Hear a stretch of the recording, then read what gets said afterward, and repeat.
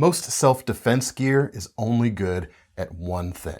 But if you want to carry tactical items every day that are actually useful during the rest of your life, I've got some options for you on episode 224 of Knife AQ, the series where I answer all your questions, sharp or dull.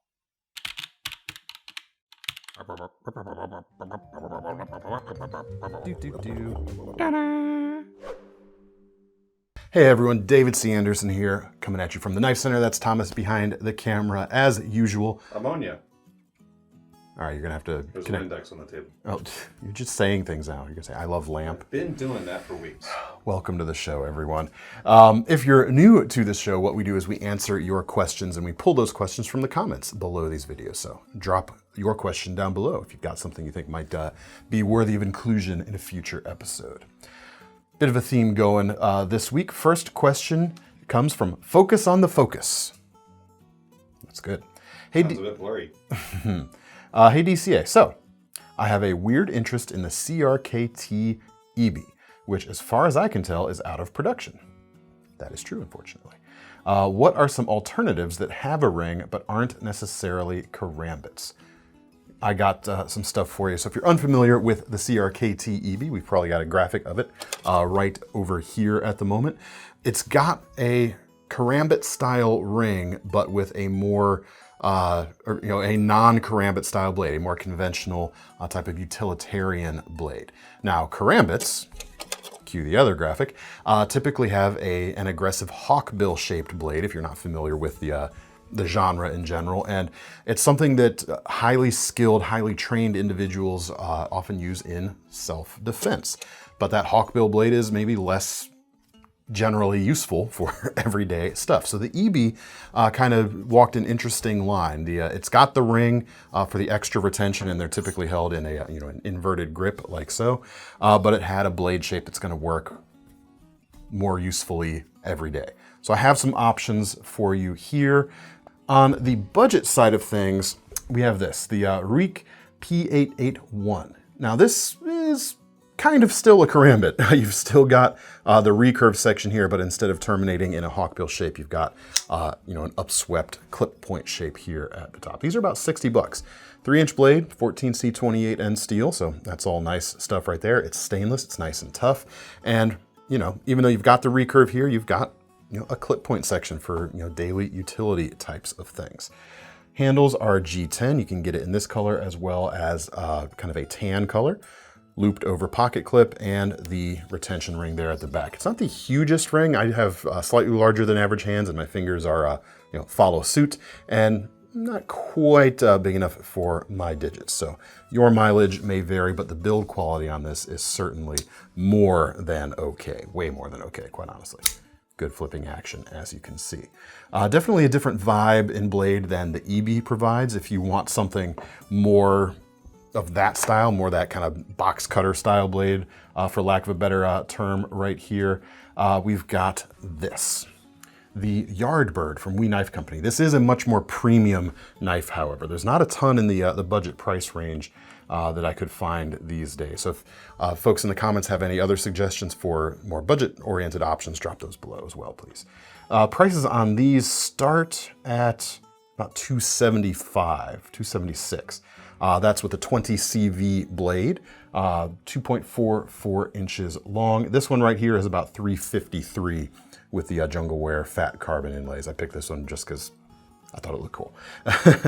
But yeah, short blade, very useful, very utilitarian, nice acute tip, perfectly straight edge. That is, pure Wharncliffe shape through and through. Spine mounted or spine oriented pocket clip here. So it's transferable to the left or right without switching around a pocket clip at the expense of maybe folding your pocket a little bit. And we have a button lock there for your lockup.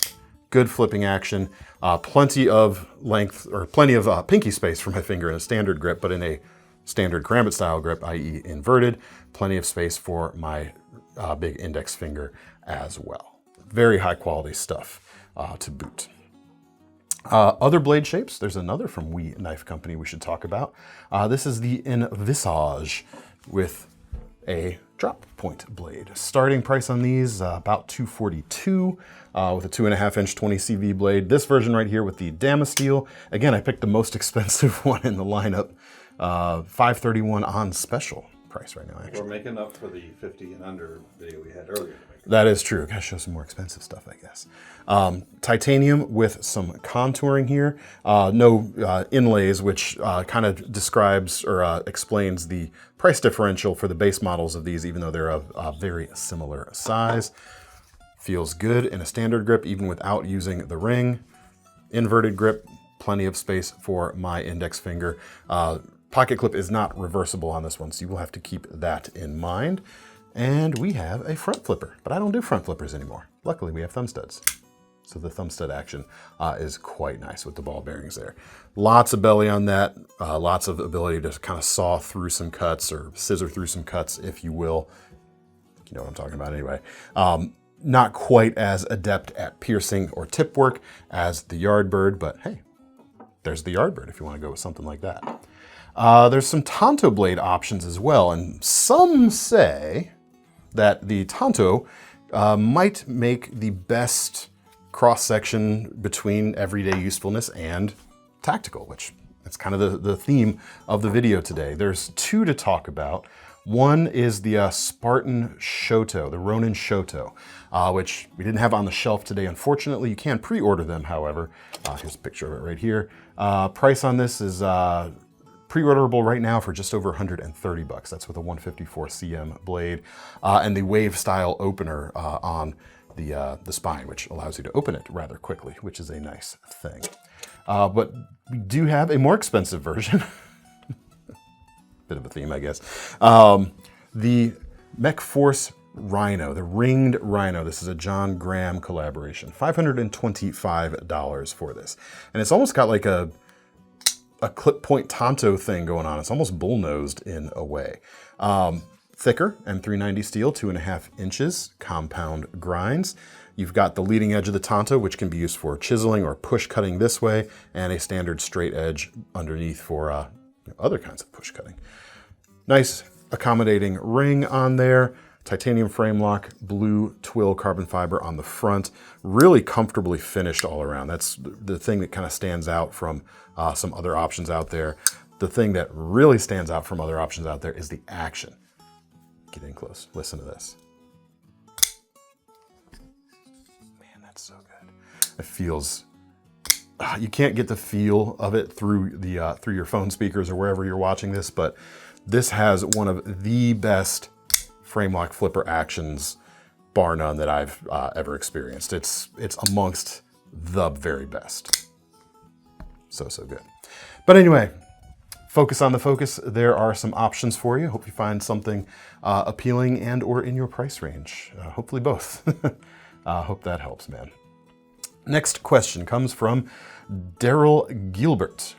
I was about to ask if there are any tactical pens that use the Fisher Space Pen cartridge. And there you are with the Lion Steel. This is a few weeks ago I showed a Lion Steel pen that used the Fisher Space Pen cartridge. I need to know if there are more though.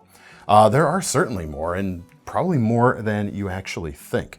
If you're unfamiliar, folks, with the Fisher Space Pen cartridge, it is the Fisher Space Pen. It was designed to work in the vacuum of space, but here, terra firma, it works at any angle because it's a pressurized cartridge, so you can write upside down. It's not going to skip on you like a normal ballpoint pen would, and it can write over grease in extreme temperatures. They're just highly reliable. Not always the smoothest or most refined or pleasant writing experience if you're into like real fine writing instruments, but for day-to-day stuff, it's more than okay, and it is extremely reliable. That's what it's got going for it.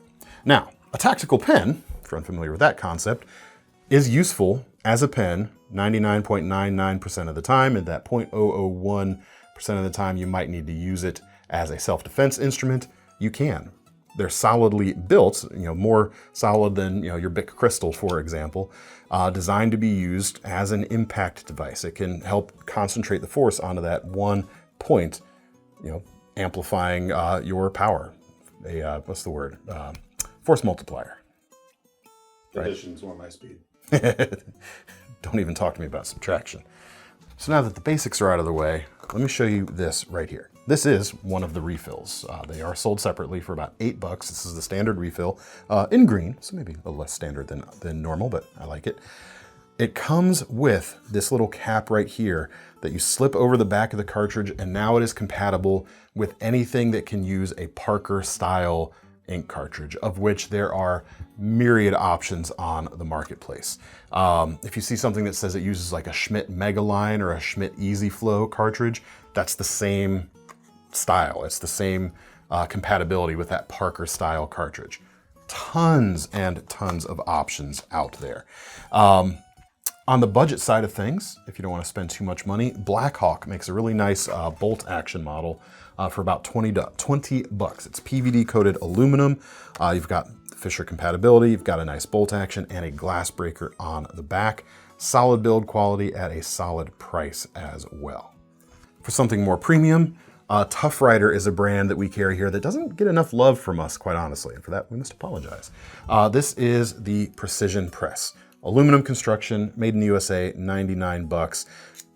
Parker compatibility with the clicky top right there. Really robust pocket clip on this as well. Really nice feel in the hand.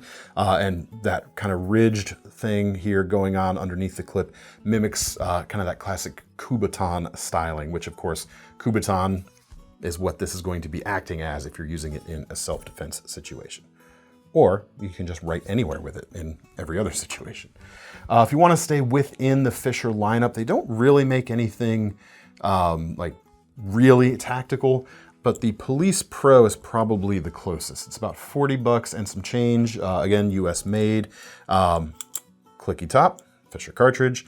Not sure whether this tip is actually metal or plastic, but it feels pretty decently solid, just not as solid as something like the Tough Rider or other similar things. I could go on and on with many more things, but basically just check the cartridge compatibility. If it says Parker or Schmidt Megaline or Schmidt Easy Flow or even Fisher sometimes, you'll be good to go. Hope that helps, man. All right. Now we come to a segment we call Damyr's Buried Treasure. Thanks to his question several episodes ago, we've been going through the alphabet the second time around now and showing something that hasn't been shown on the channel before. And since we're talking about tactical stuff today, Peerless is the brand, and we've never shown their handcuffs because we're primarily a knife channel, so we don't usually have an opportunity to talk about handcuffs. They're also made in the USA. They feel good. Not unless you're in them. Well, I cannot attest to the comfort when cuffed. But yeah, they feel super solid. You can get this hinged model in silver or black. There's also, we carry the chain connection in silver. And as to its other uses beyond tactical stuff, I think you could probably come up with a few ideas. All right, now we come to the lightning round for today. First question from Ben Rogers. Not a knife question, but a flashlight question. Does any manufacturer make a high lumen, a 500 or higher, light that is just on off? I don't want a 3, 4, 5 function light. Yes, I have an option for you. That would be Surefire. Many lights in their lineup are single output only, such as this G2X Tactical right here. It's a 600 lumen light, about $89, and it's only on off.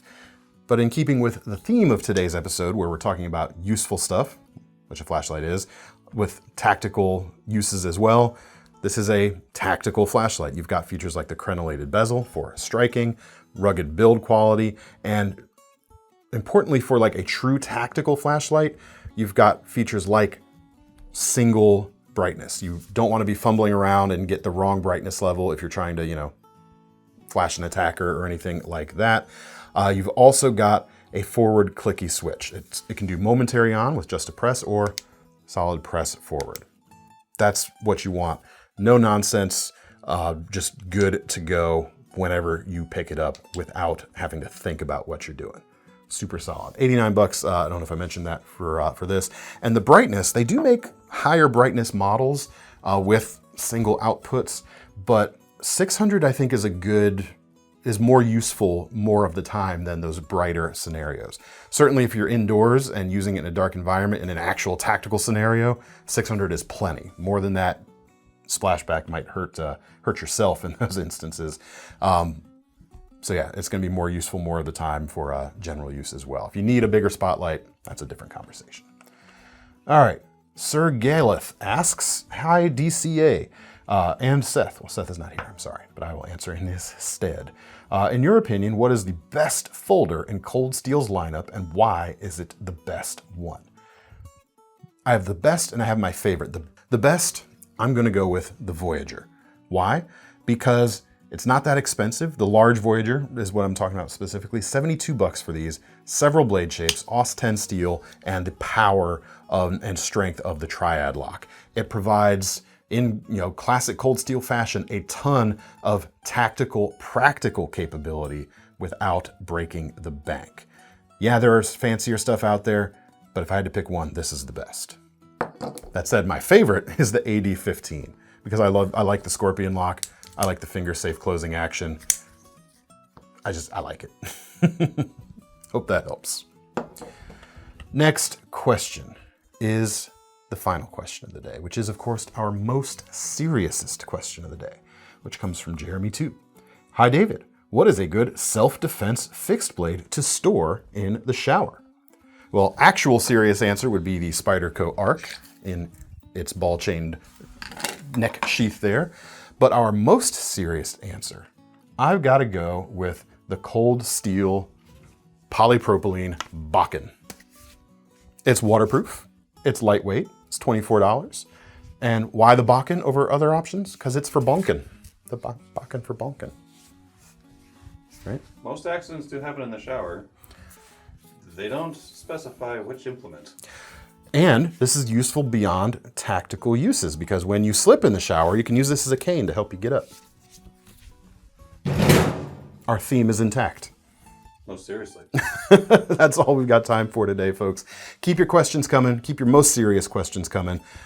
If you have alternate suggestions for any of the answers today, love to hear those down in the comments. And budget Karambit style folders that aren't actually hawkbill blades, let me know. I really feel like I'm missing something obvious, and I'm gonna smack myself once you guys put it down in there. But anyway, if you wanna get your hands on any of these knives or pens or handcuffs or lights or anything else, check out the links in the description, which will take you to KnifeCenter.com. And don't forget about our long-running Knife Rewards program or our Sezzle payment options to make these more expensive knives a little more manageable. I'm David C. Anderson from the Knife Center, and that's Thomas behind the camera, and we're signing off. See you next time.